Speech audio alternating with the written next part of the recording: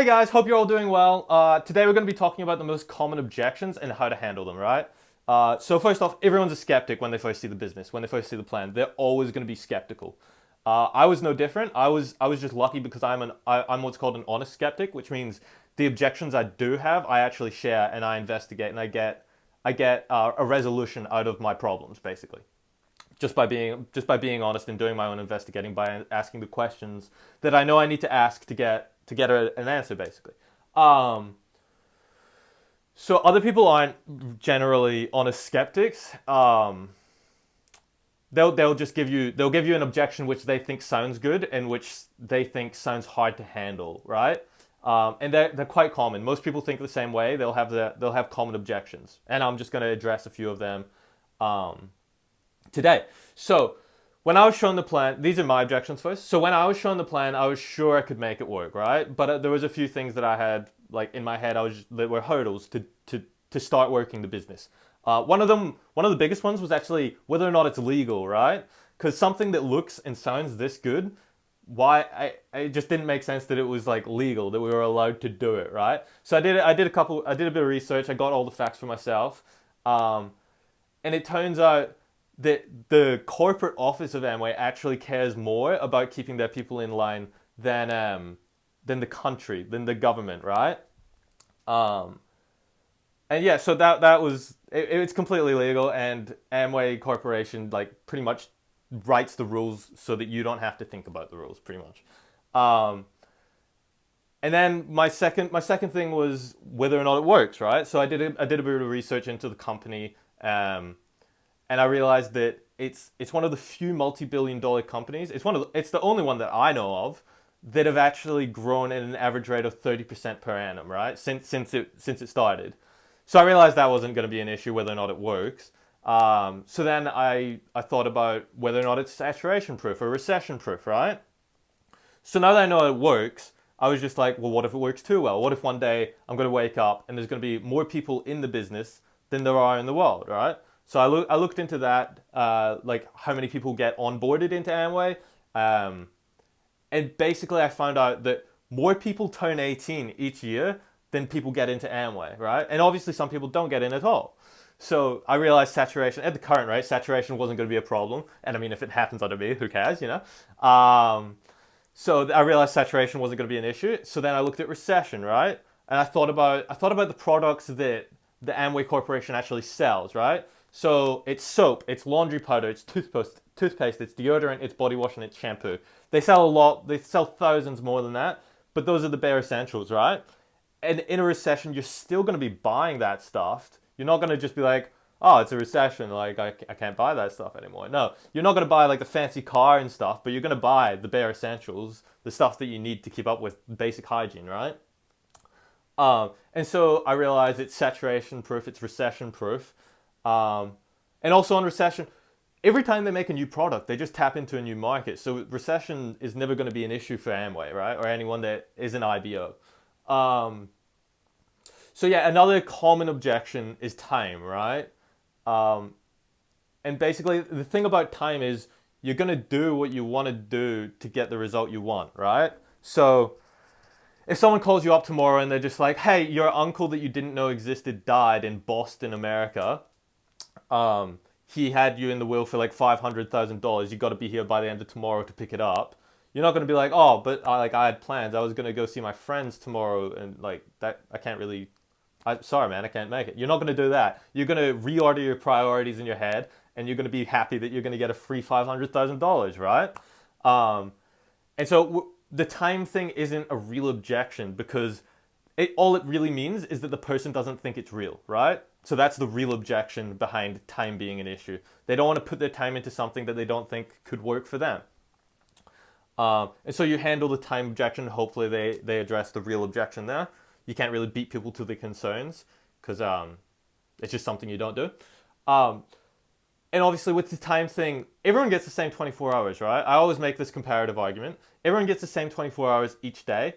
It's about what we do with them that makes the difference. So like a taxi driver and a CEO, they both go to sleep, they both wake up, both have the same 24 hours, right? But it's about the small things, the habits and the behaviors that they have in those 24 hours, which differentiates them as a taxi driver and a CEO, right? Um, so another common objection that I've noticed is actually the price of the products, right?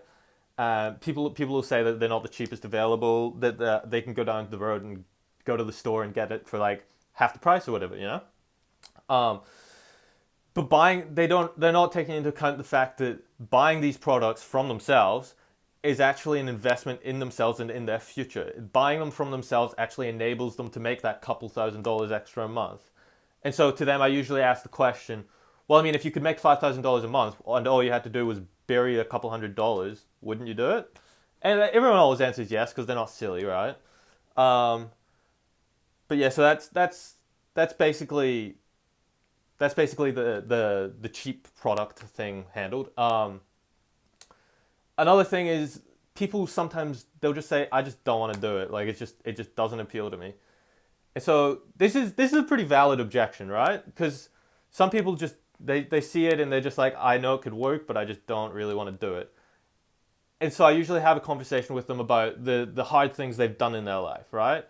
You always do the hard things you do in life to get the result. You don't do it because like you wanted to do it. You go to uni or something. You go to work to get paid. You go to uni to get a job in the field that you studied, right? Um, and so Amway is much like that. Like it's a tool to get what you want. And so I'll usually ask the question, well, did you know that thousands of people in America or in the world have bought drills last year? And they'll be like, what? And I'll be like, yeah, but the thing is, they didn't actually want a drill. They wanted a hole, right? So this is just another tool to get the result that you want. Because we're always going to do things. Like if you're a logical person, you're always going to do the thing that you don't want to do to get the result that you want. Because the main reasons why you don't want to do something are going to be emotional, right? Um, and so people will often tell me that they're just not money oriented, right? And I think this is a silly objection, but obviously you don't let the person know that. Because basically in today's modern economy, you have to be some degree of money oriented, right? You have to care about going to work to get paid. Like you wouldn't go to work if you didn't get paid, right?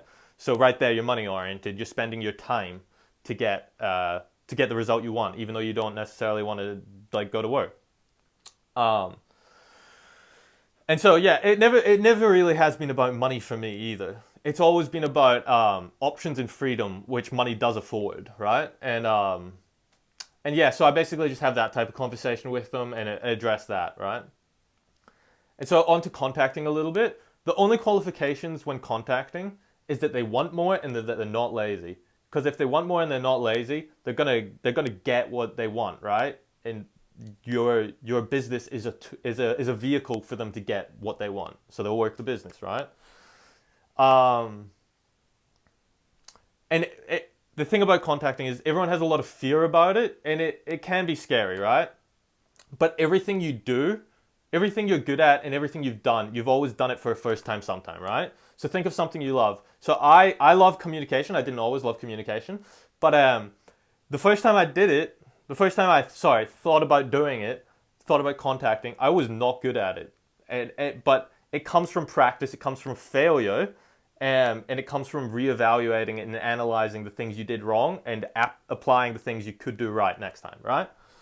But you don't do the thing that you don't sorry you don't do something for the first time because you love it straight away. You do it for the result, right? So people go to the gym for the first time. They're not doing it because, oh yeah, I love the gym, I love just like moving around and whatever. They do it because they want to get jacked or they want to get fit, you know.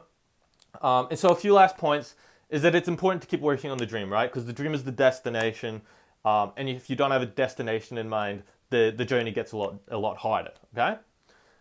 Friends in Amway are also going to be friends forever, right? It's a rare thing to have a lifelong friend. Like the people in high school that you were friends with, you're probably not friends with them now, right?